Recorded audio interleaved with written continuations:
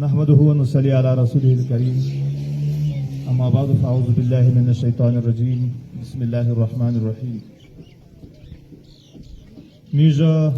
د میډیا په واسطه سره د انګورا د باشنده د کوم احمد زای د څلورو کومه مشت مشرون علماء کرام نوجوانون کاروباریون نن دا خبره واضحوي چې د میشتون کې څه کم درې میاشتې د میش د احتجاج او د جایز مطالبات هغه پرې کېدونکي دي. پاکې د میش سره حکومت تر اوسه پورې په یوه مطالبه باندې عمل درآمد نه وکړ. پاکې نهایت حساس او ډېره د میش د علاقې د پوره د نقصان او د رشته دارۍ د تعلقاتې د هغې د پوره د خلل واقع کېدونکې یوه اهمه نقطه هغه د ویزو د پاسپورټ وه.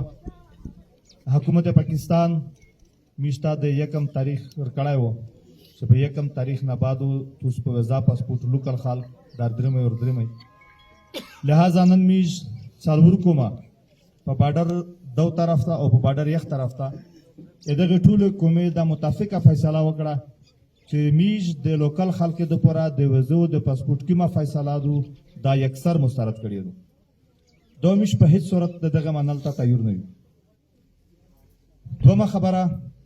چې میشتون کې د آینده قومي الیکشن د بایکاټ اعلان کړی و هغه برقرار وي که چیرې حکومت د میش مطالبات ته خیر مقدم وویل د میش مطالبات یې ومنل نن که په 7 فروری باندې وي ها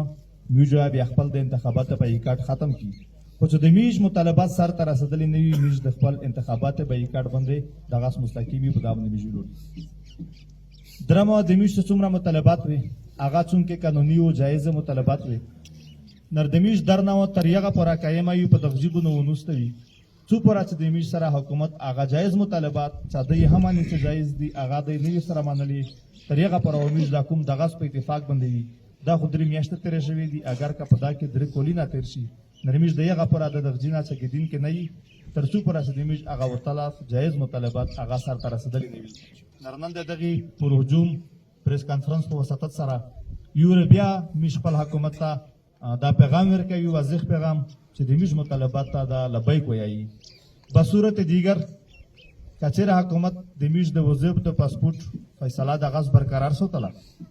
میش د جیمه پرز باندې د لوند باندې امازای چې په ګټ لوند دي او په ګټ باندې دي دغه مازایو په دوه سره طرفینه باندې د مزید اقدامات د لپاره یو اهمه